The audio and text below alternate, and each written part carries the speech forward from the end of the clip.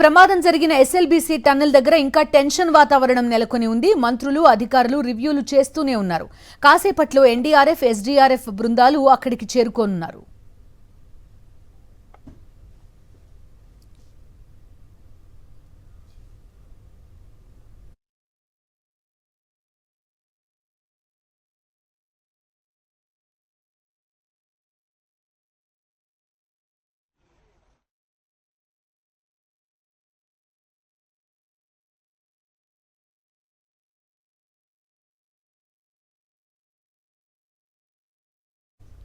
అసలు ఈ ప్రమాదం ఎలా జరిగింది? ఆ టన్నెల్ దగ్గర నుంచి మా ప్రతినిధి విజయ్ భాస్కర్ మరింత సమాచారం అందిస్తారు.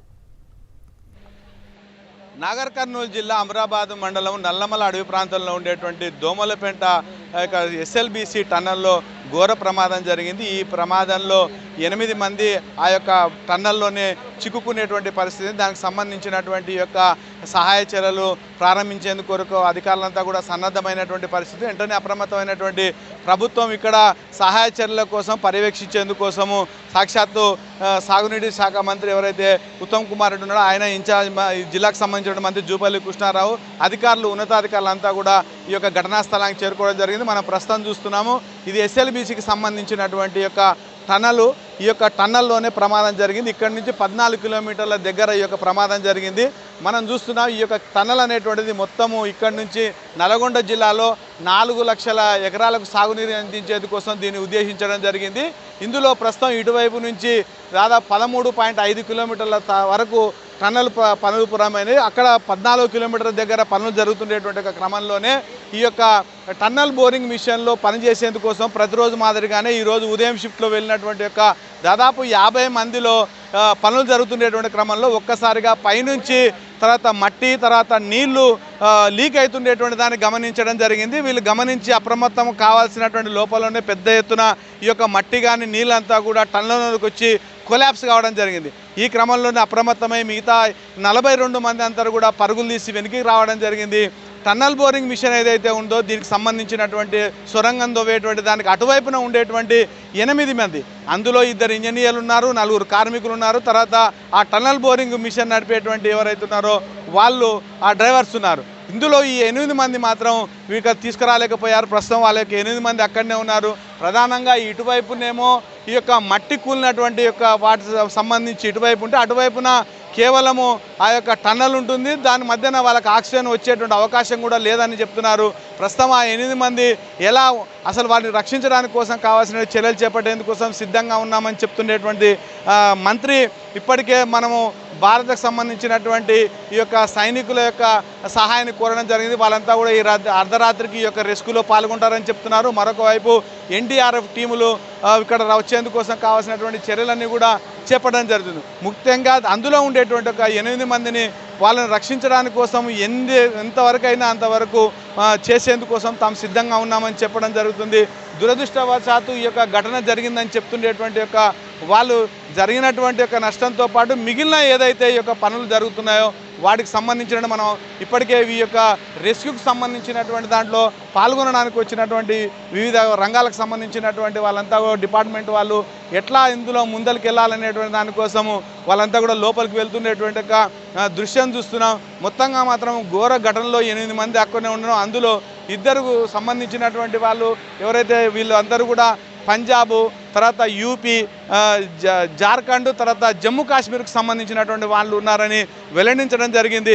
ఇక ఎవరైతే ప్రపంచంలో ఈ యొక్క టన్నల్ బోరింగ్ మిషన్లో నిష్ణాతులైనటువంటి వారు ఎవరైతే ఎన్డీఆర్ఎఫ్లో పనిచేసినటువంటి వాళ్ళు ఉన్నారో ఈ యొక్క రెస్క్యూలో పాల్గొనేటువంటి వారిని రప్పించిన తర్వాత అసలు ఏం జరిగింది, ఎలా వాళ్ళను బయటికి తీసుకురావాలనేటువంటి దాని యొక్క ప్రక్రియ మొదలు కాబోతుంది. అర్ధరాత్రి తర్వాత ఆ పనులు మొదలయ్యేటువంటి అవకాశం ఉందని చెప్తున్నారు.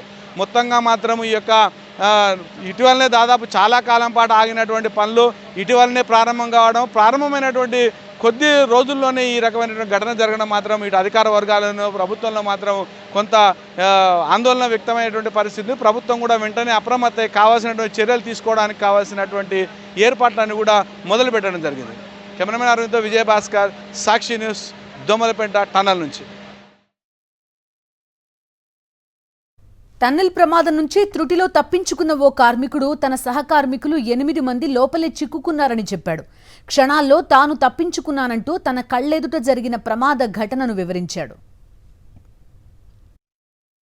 ఒక్క నిమిషం లేట్ చేస్తే ఈ రోజు అడుగుంటే మాకు తెలియదండి.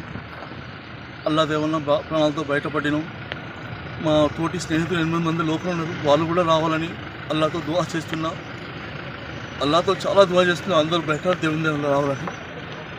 ఎట్లా జరిగింది సార్? అది 8:30కు ఇమీడియట్లీ కొలాపోయింది. వాటర్ వస్తున్నాయి. నేను పైన ఉండే ఆడనే జస్ట్ వాళ్ళు కింద ఉండే, నేను పైన జస్ట్ నేను మెట్ల మీద ఉండే. కింద ఉన్న వాళ్ళు అట్లే వాళ్ళ మీద కొలాప్ అయిపోయింది.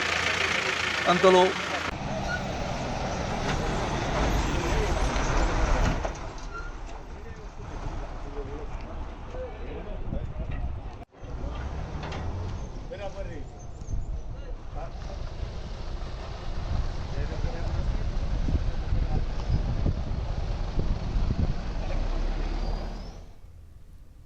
నాగర్ కర్నూలు జిల్లా దోమలపెంట సమీపంలో ఎస్ఎల్బీసీ టన్నెల్లో జరిగిన ప్రమాదంపై ముఖ్యమంత్రి రేవంత్ రెడ్డి ఎప్పటికప్పుడు పరిస్థితిని సమీక్షిస్తున్నారు. సొరంగంలో 8 మంది కార్మికులు చిక్కుకున్నారని, వారిని కాపాడేందుకు అవసరమైన సహాయక చర్యలు వేగవంతం చేయాలని అధికారులను ఆదేశించారు. ముఖ్యమంత్రి ఆదేశాలతో మంత్రులు Uttam Kumar Reddy, Jupally Krishna Rao, DIG, IG, irrigation ఉన్నతాధికారులు హుటాహుటిన ప్రమాద స్థలానికి చేరుకున్నారు. జిల్లా కలెక్టర్, ఎస్పీతో పాటు అధికారులు అక్కడే ఉండి సహాయక చర్యలను పర్యవేక్షిస్తున్నారు. ప్రమాదంలో గాయపడ్డ వారందరికీ మెరుగైన వైద్య సాయం అందించాలని సీఎం ఆదేశించారు. బాధిత కుటుంబాలకు ప్రభుత్వం అండగా ఉంటుందని ముఖ్యమంత్రి భరోసా ఇచ్చారు. ఎస్డీఆర్ఎఫ్, ఎన్డీఆర్ఎఫ్ బృందాలు కాసేపట్లో ప్రమాద స్థలానికి చేరుకోనున్నట్టుగా తెలుస్తోంది. సహాయక చర్యలు చేపట్టే విషయంలో అన్ని విభాగాల అధికారులు అప్రమత్తంగా ఉండాలని, అన్ని జాగ్రత్తలు తీసుకోవాలని ముఖ్యమంత్రి అధికారులకు సూచించారు. ఎప్పటికప్పుడు అక్కడి పరిస్థితిని తెలియజేయాలని ఆదేశించారు.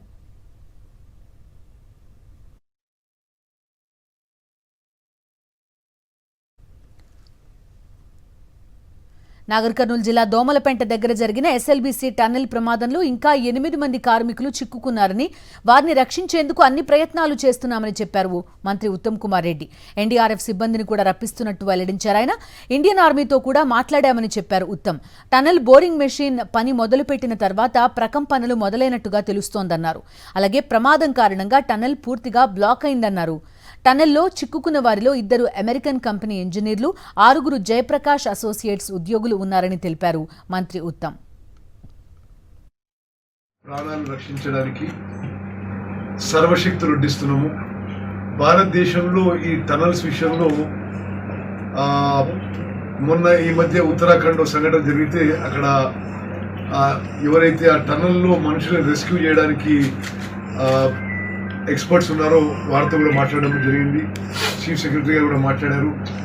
మరి అదేవిధంగా రాష్ట్ర ప్రభుత్వం నుంచి మరి అధికారులందరూ కూడా ఇక్కడ ఉన్నారు. We have requisitioned for support and cooperation of Indian Army for rescue efforts. వాళ్ళు కూడా రాత్రి వరకు భారత సైన్యం నుంచి కూడా ఈ విషయంలో ఈ టనల్స్ కూడా వచ్చి ఈ యొక్క విషయంలో మరి మాకు మద్దతుగా ఉంటారని చెప్పి